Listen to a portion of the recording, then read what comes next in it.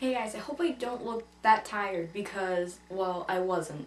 Because, well, last night, of course, I went to see the Eclipse premiere, midnight premiere. So, here is my review on the Twilight Saga Eclipse. Jacob Black, I've got my eye on you.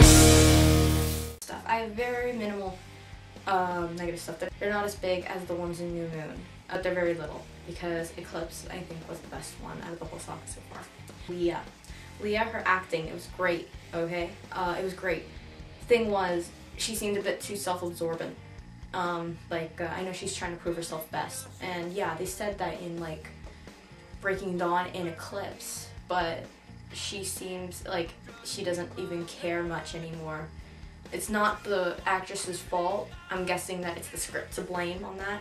She only had a few lines, but she's like, oh, I can take him. Oh yeah, I can deal with the pain that Jacob's in right now, and he's screaming in the whole house. Oh my gosh, he's shaking the whole thing. So that's one thing. Leah, I'm sorry, but her character wasn't that good in the movie, as she probably was in the book.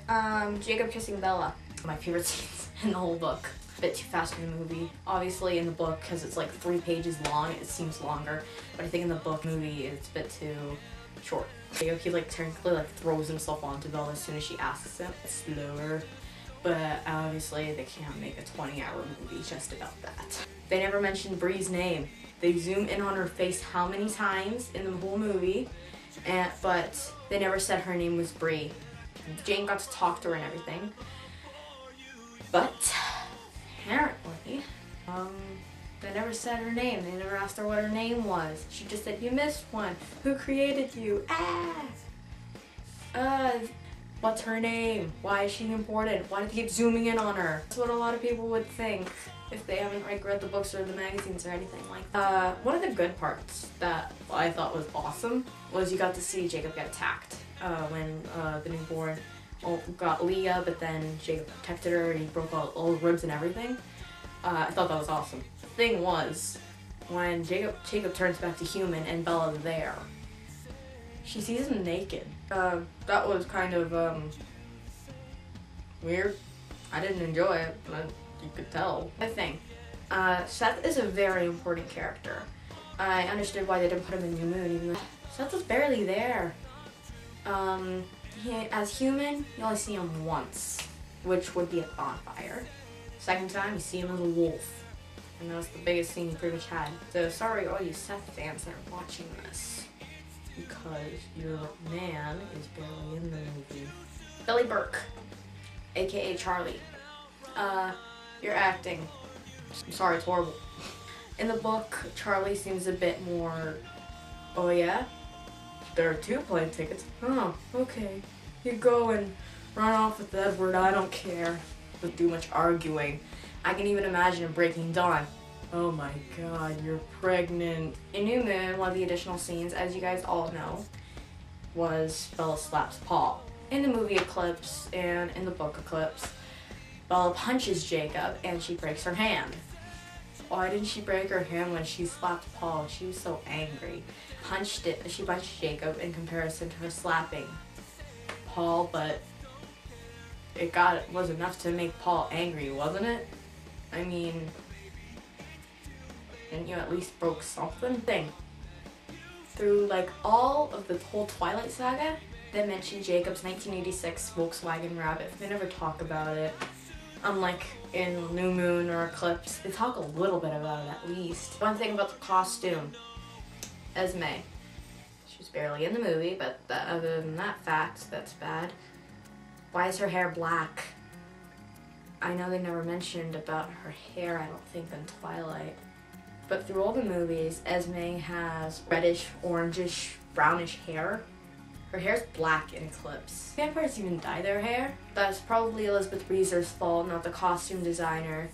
But it could be the costume designer's fault for letting that happen. The ending wasn't actually that bad. Unlike in New Moon. Marry Me. The ending, it was awesome. It was awesome. Thing is, they didn't have the epilogue. I was looking forward to the epilogue, because I was waiting for the part where Jacob runs away. They never show it. I'm sure they'll mention it in Breaking Dawn, where they're kind of looking forward to seeing Taylor Lautner all angry and stuff like that. and then suddenly turning into a wolf running in the forest where Quill and Embry are telling, oh no, don't go, and then you get to hear what's in their thoughts and everything. I was looking forward to hearing some Jacob voiceovers. Apparently there weren't. Almost through the whole movie, there were no voiceovers. So I have a big list here of positive things, okay? Taylor Lautner chest fans would love this. Of course you get to see him more shirtless, obviously. I have to admit, Jacob's more sexy in this movie. He's so cute when he's angry, I'm sorry. There's no but. Wait, there is for me. Because I don't care about his chest. I'm sorry. More appreciate Taylor as an actor than for his body. He is more sexy in this movie. So I'm sure all you Jacob fans would just absolutely love him in Eclipse. Additional scenes, they all make sense. Like a New Moon, everything was just so random. You don't expect it to happen. Well, maybe you do, maybe you don't, because you've seen the additional scenes. These actually make sense. They even showed the part where while Bella was in Jacksonville and then Emmett accidentally almost crosses the treaty line and then Paul and him get into a little fight. That makes more sense. It was a bit more self-explanatory. During New Moon, I went with my sister, and what happened was that I pretty much missed almost the entire movie because I had to explain everything to her. They never explained anything. But then in Eclipse, you actually get to see things. You actually know things. You can watch something happen other than having someone else tell you what's going on because they've read the book before. That's pretty much what happened. Like when Paul and Emmett got into a fight, self-explanatory about why Jacob took her to Jacksonville instead of Jacob just explaining the whole thing. When Jacob was talking about imprinting, they didn't just like zip right through it. Like in New Moon, Jared, Embry were all eating muffins and they're like, oh, we can hear each other's thoughts. You know, this is all cool. We can run faster than vampires. Jacob, aka Taylor Lautner, had a bit more meaning to it. He looked like he actually meant it. He knew he meant business and he actually had a feeling about it. He was talking thoroughly, pretty much in the whole book. The world doesn't hold you down anymore, it's her. If this were New Moon, he'd probably say, it's like love at first sight, it's no big deal, or something like that. The beginning actually wasn't bad either, which was where you get to see Riley as human and when he gets attacked and everything, which is actually really cool. Some scenes that you guys might want to look forward to. I mean, part with Jacob and Bella. Completely according to the book. Almost the whole movie was completely according to the book. Every single line, I knew what they were gonna say. Unlike in New Moon where they changed everything over and over and over and over and over. You're like, I don't remember this. They never said it like that in the book.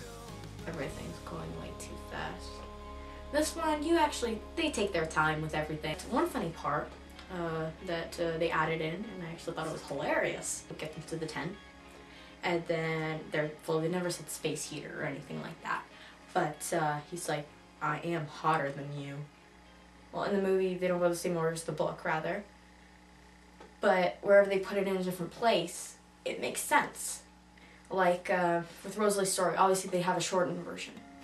They actually put it where after Bella punches Jacob and then she's getting her hand fixed and then she follows Rosalie because she's the balcony. And then she's like, oh no, I don't hate you. This is what happened. You're choosing wrong. Actually, that makes more sense there. Same with Jasper's story. Is after Jasper shows the wolves how to attack newborns, they put Jasper's history there after Bella actually asks. That actually makes a bit more sense. There's a ton of action galore in this movie, like a ton. Parts that weren't supposed to be, that weren't in the book, or in the movie, and the action scenes are completely awesome. If I were to compare it, remember I put for New Moon, I think it was a 3.5 or 4 stars. I have to rate this one 4.5 or 5. It was pretty much the best one out of the whole saga. Sorry about the spoilers, if you guys saw this. But I hope you guys enjoy the movie as much as I did. For those of you who are seeing it today, or when it gets less popular, I'm going to be seeing it again, obviously. Comment down below if you've already seen the movie, and tell me what you think about it. If there's something I probably would have missed. Hope you enjoyed my review on the Twilight Saga Eclipse.